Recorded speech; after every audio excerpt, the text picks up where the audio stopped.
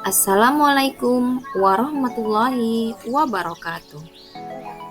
Bertemu lagi dengan saya, Widya Ningsi SPD, calon guru penggerak Angkatan 7, tahun 2022, Kabupaten Kampar. Salam guru penggerak. Kali ini, saya akan memaparkan koneksi antar materi tugas 1.1.A.8 modul 1.1 Filosofi Pemikiran Ki Hajar Dewantara. Setelah saya mempelajari modul 1.1 Filosofi Pemikiran Ki Hajar Dewantara, saya bisa menyimpulkan beberapa hal. Pertama, pendidikan merupakan proses menuntun murid dengan segala kodrat yang ada pada diri murid, yaitu adanya kodrat zaman dan kodrat alam. Yang kedua, tujuan pendidikan yaitu murid dapat mencapai keselamatan dan kebahagiaan baik sebagai manusia maupun sebagai anggota masyarakat. Selanjutnya, pengajaran adalah bagian dari pendidikan yang memiliki maksud memerdekakan murid. Murid yang merdeka adalah murid yang mampu menjadi sosok yang lahir dan batinnya tidak tergantung kepada orang lain, kokoh berdiri dengan kekuatannya sendiri, serta cakap dalam mengatur kehidupannya.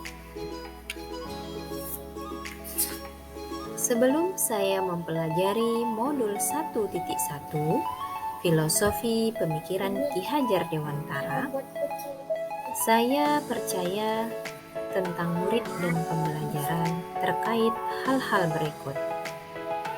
Yang pertama, kondisi murid dalam kelas harus dalam keadaan tenang dan rapi.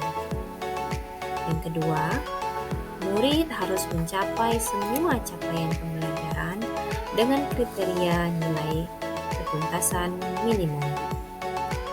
Yang ketiga, murid harus membuat proyek pembelajaran dengan jenis yang sama dengan murid lainnya. Yang keempat, guru membuat aturan kelas dan murid harus menyetujuinya. Yang kelima, keberhasilan murid menjawab pertanyaan ujian menjadi indikator keberhasilan murid.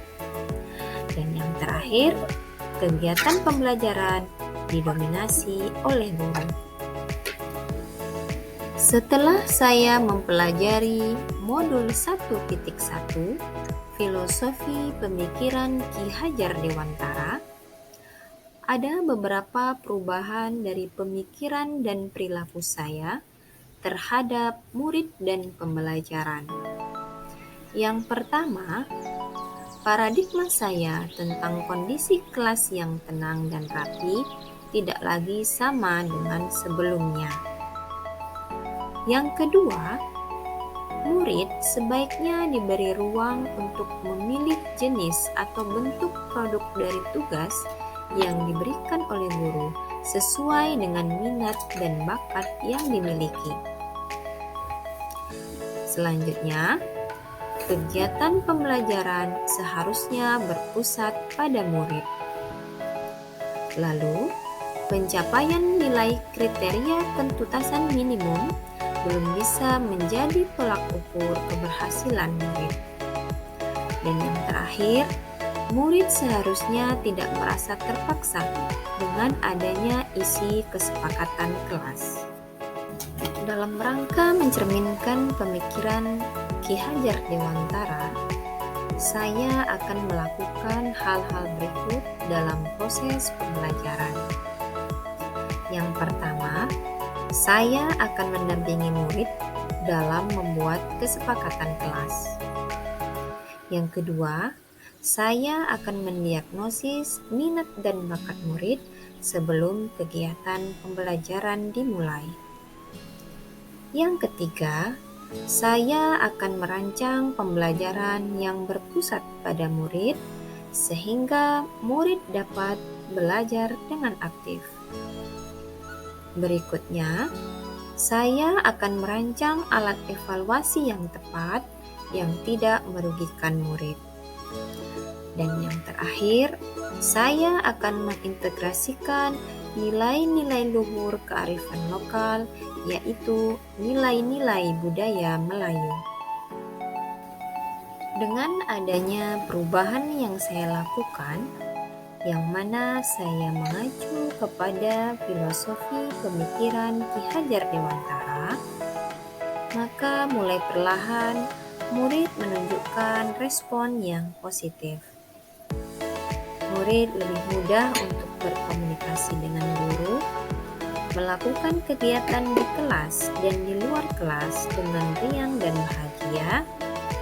Murid menghargai waktu dan aktif dalam belajar.